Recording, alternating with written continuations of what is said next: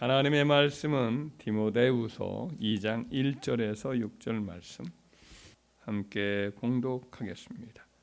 내 아들아, 그러므로 너는 그리스도 예수 안에 있는 은혜 가운데서 강하고 또 내가 많은 증인 앞에서 내게 들은 바를 충성된 사람들에게 부탁하라. 그들이 또 다른 사람들을 가르칠 수 있으리라. 너는 그리스도 예수의 좋은 병사로 나와 함께 고난을 받으라. 병사로 복무하는 자는 자기 생활에 얽매이는 자가 하나도 없나니 이는 병사로 모집한 자를 기쁘게 하려 함이라. 경계하는 자가 법대로 경계하지 아니하면 승리자의 관을 얻지 못할 것이며 수고하는 농부가 곡식을 먼저 받는 것이 마땅하니라. 아멘. 오늘 본문 말씀 보면 로마 감옥에 갇혀 있는 사도 바울이 이제 순교를 앞두고 있는 상황에서 에베소에서 목회하고 있던 자기의 믿음의 아들 디모데에게 복음 사역자의 그 길을 계속해서 잘 감당해라, 이렇게 사명을 다시 한번 일깨워 주면서 복음 전도자의 삶, 신앙의 사람으로서의 삶, 이것이 어떠한가에 대해서 다음 세 가지의 그 사람들을 비유로 삼아서 이렇게 가르치고 있습니다. 첫째로 하나님의 사람을, 믿음의 사람을 이제 군인으로, 병사로 이렇게 비유를 하고 있습니다.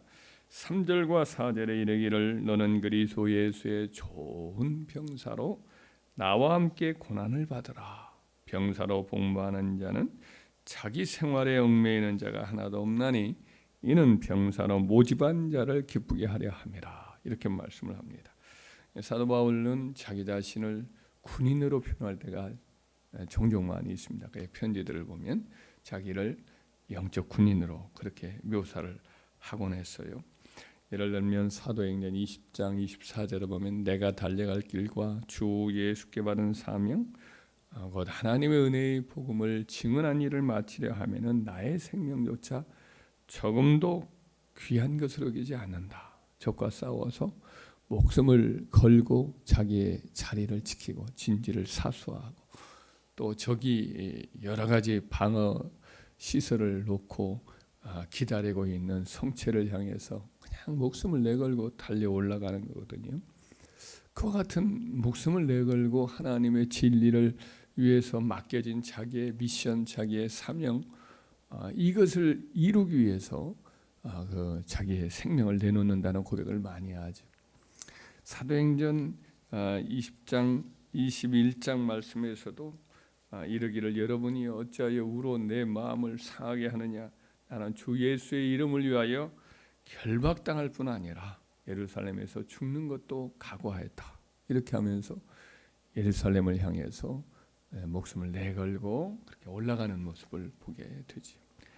평생 사도 바울은 영적 군인으로 이방인의 사도로 복음을 전하면서 계속해서 이제 적지를 탈환하는 일을 위해서 달려가고 싸우곤 했습니다. 1차, 2차, 3차, 4차, 5차 이렇게 보통 학자들은 그의 모든 이방전도 여행, 로마의 주수로 가는 여행, 또 거기서 풀려 나와가지고 또 다니는 전도 여행을 이와 같이 계속해서 표현을 하고 있잖아요. 거기서 보면 그야말로 흑암에 속한 영혼들을 건져내기 위해서 악한 영과 싸우고 계속해서 피 흘리는 그런 싸움을 싸우는 모습을 보죠. 돌맞기도 하고 복동을 당하기도 하고 쫓기는 신세가 되기도 하고 이 진리의 복음을 계속해서 전하여서 포로된 자를 자유케 하려고 이제 악한 자에게, 강한 자에게 결박되어 있는 성을 자유케 하려고, 함락시키려고 싸우는 군인으로 최선을 다하는 것을 보게 됩니다. 저희들도 마찬가지죠. 이 시대의 믿음의 자리에 우리가 부름을 받아서 편안하게 안락하게 있는 게 아니라 이제 악한 영에 사로잡힌 그 세상에 나아가서 영혼들을 건져내고 죄악에 빠진 사람과 죄와도 싸우고 그리고 하나님 나라를 확장하기 위해서 계속해서 우리가 영적 군인으로서 싸워 나가는 것을 요구받은 사명받은 자들이거든요. 그래서 저와 여러분들은 부름받은 하나님 군대 일원이니까 최선을 다해서 목숨 내걸고 자기의 사명을 완수해 나가기 위해서 최선 다하는 군인으로서의 사명 감당하는 저와 여러분 되길 바라요. 두 번째는 또 사도 바울이 하나님의 사람, 영적인 귀한 이 사명을 받은 전도자, 이런 모든 사람을 일컬어서 경기장의 선수로 비유를 하고 있습니다. 그래서 5절에 보면 경기하는 자가 법대로 경기하지 아니하면 승리자의 관을 얻지 못할 것이다. 승리의 관, 면류관을 얻기 위해서 규칙을 지키면서 경기에 임하는 선수로 이렇게 비유를 합니다. 아마도 사도 바울은 전도 여행 다니면서 이제 그가 여러 곳에서 보았겠지요. 경기장들이 그 당시에 헬라식 경기장들이 가는 곳마다 많이 건설되어 있었습니다. 에베소에서 3년, 그 이전에 고린도라는 지역에서 또 2년 정도를 그가 사역을 하잖아요. 그때 그 장소들마다 늘 이제 경기가 많이, 운동 경기가 많이 이렇게 펼쳐지곤 했습니다. 거대한 경기장에 관중들이 스타디움에 다 이제 이렇게 자리에 앉은 상태에서 많은 경기들이 펼쳐집니다. 고대 올림픽 경기의 여러 운동은 창 던지기라든지 혹은 단거리 달리기 혹은 마라톤, 그리고 또 레슬링과도 많이 비슷하지만 그보다 훨씬 더 격렬한 격투기 성격이 많은 판크라티온이라고 하는 경기가 있었다고 해요. 상대방이 죽을 때까지 싸우는 거예요. 거의. 그러니까 그 경기에서 살아남은 사람만이 영광을 얻는데 그 패자는 거의 뭐 죽은 것과 다를 바 없는, 항복을 하게 되면 가장 수치스럽게 여기는 그런 경기가 있었다고 합니다. 마차 달리기라든지 이런 경기가 늘 있었는데 뭐 경기마다 규칙이 다 있지요. 오늘날 현대 올림픽은 참가하고 경쟁하는 것 자체가 굉장한 영예로 생각하면서 상호 친선적인 경쟁을 도모하지만 고대 올림픽은 매우 거칠고 강했던 모양입니다. 우승자가 모든 걸 차지하고 우승자는 어디 가나 다 상석에 앉도록 그렇게 인정을 받고, 그리고 많은 명예와 또 부도 축적이 되는 그런 면에서 고대 올림픽이 훨씬 더 강렬했던 거죠. 사도 바울은 열광하는 그런 그리스 사람들의 경기장에 가서 그걸 지켜보면서 많은 걸 생각했던 것 같습니다. 자기도 하나님 나라의 이제 일꾼으로서 경기장에 나선 경주자로서 장차 주님 앞에 섰을 때에 그때 이제 면류관을 받는 그런 모습으로 자기를 이제 생각을 하면서 나도 최선을 다했구나. 나도 경기장에 서 있는 이 경주자처럼 1등을 받아야겠다. 이런 고백을 합니다. 고린도전서 9장 24절에 보면 운동장에서 다름질하는 자들이 다 달릴지라도 옷을 오직 상을 얻는 사람은 한 사람인 줄을 너희가 알지 못하느냐. 너희도 상을 받도록 이와 같이 다름질하라. 이기기를 다투는 자마다 모든 일에 절제하나니 그들은 썩을 승리자의 관을 얻고자 하되 우리는 썩지 아니할 것을 얻고자 하노라. 그러므로 나는 다름질하기를 향방 없는 것 같지 아니하고 싸우기를 허공을 치는 것 같지 아니하며 내가 내 몸을 쳐서 복종하게 하면 내가 남에게 전파한 후에 자신이 도리어 버림을 당할까 두려워함이로다. 두 가지 종목을 얘기합니다. 하나는 달리기. 그때 당시 한 180m 정도를 달리는 단거리 경주도 있었고 마라톤 장거리 경기도 있었다고 그래요.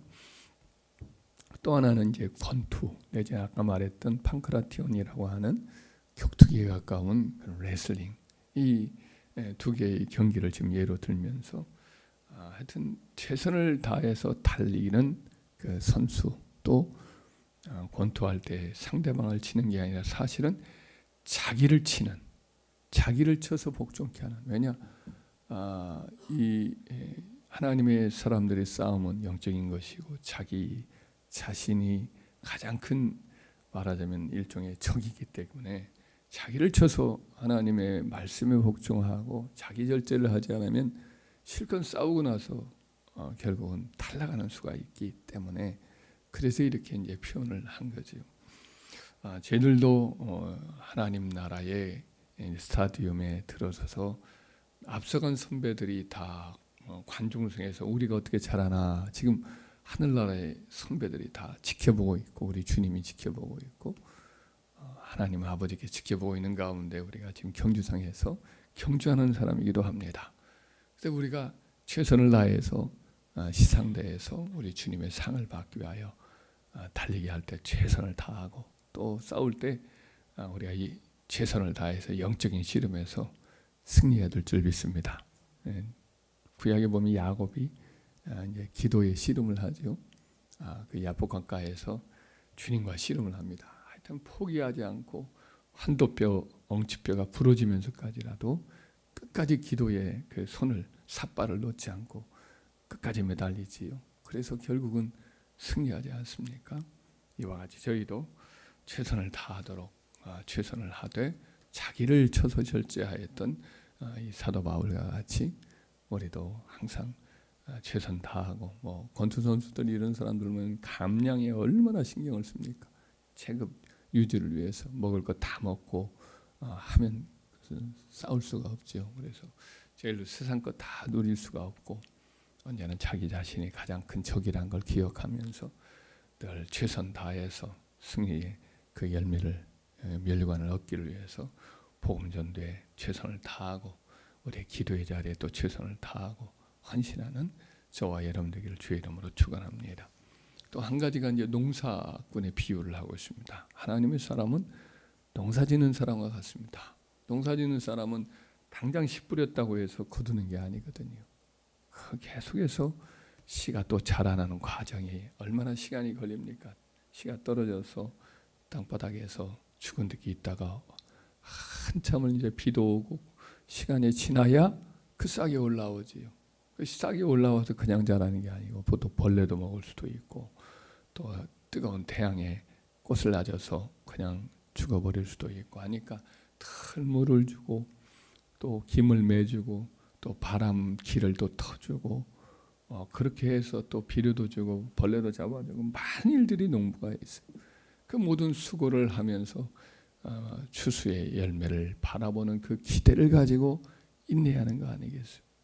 우리도 영혼을 살리고 그 영적인 어떤 열매를 맺기 위해서는 소망을 가지고 계속해서 인내하고 수고를 끊임없이 할 때에 그때 이제 열매를 맺고 추수를 하는 은혜가 있는 것입니다.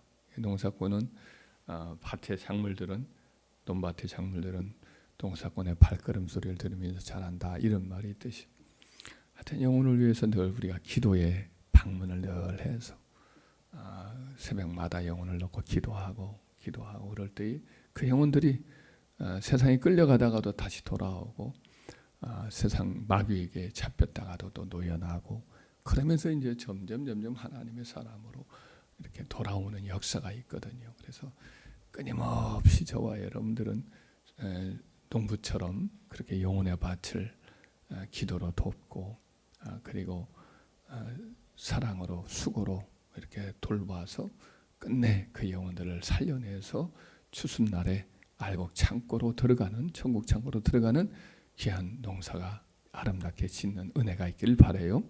사도 바울이 세 가지 비유를 했습니다. 다들 보면 치열하지요. 군인도 치열하게 열정을 가지고 목숨을 내걸고 적과의 싸움을 싸워나가고 다림질 선수나 권투 선수나 레슬링 선수도 하여튼 치열한 싸움을 하죠. 뼈가 꺾이더라도 끝까지 야곱처럼 그렇게 끝까지 싸우지요. 농사짓는 사람도 그냥 누가 뭐 보든 안 보든 아침에 일찍 논밭으로 나가고 뜨거운 여름철에도 혼자 그 들판에서 일하시는 분들이 있었습니다. 어린 마음에도 참 대단하다. 저분 뭐가 저렇게 어려운데 그 뜨거운 밭에서 그 피 같은 것들이 있습니다. 성경에는 가라지 같은 거 그거 뽑는다고 5분 돼서 있어요. 들판에 더운데 참 저분 대단하다. 근데 영락 없어요. 영락 없이 이제 가을철 되면 많은 열매를 다른 집보다 훨씬 더 많은 곡식을 거두는 것을 이렇게 보았습니다. 저와 여러분도 우리 그렇게 합시다. 할렐루야. 그래서 사도 바울이 이렇게 디모데에게 부탁을 했던 이와 같은 사역, 나는 이제 떠나지만 너희가 이어서 이 사명을 합니다. 또 충성된 사람에게 이와 같은 사명을 또 맡겨서 계속해서 복음 진리가 후대로 이어가도록 하라. 순교를 나 또 그렇게 부탁을 했는데 우리도 최선을 다하고, 그래서 우리 다음 세대도 이 사명을 잘 감당해 나갈 수 있는 그런 열매를 맺어가는 은혜가 있는 우리 함께하는 교회가 되기를, 우리 성도님들의 가정들 되기를 주의 이름으로 축원합니다.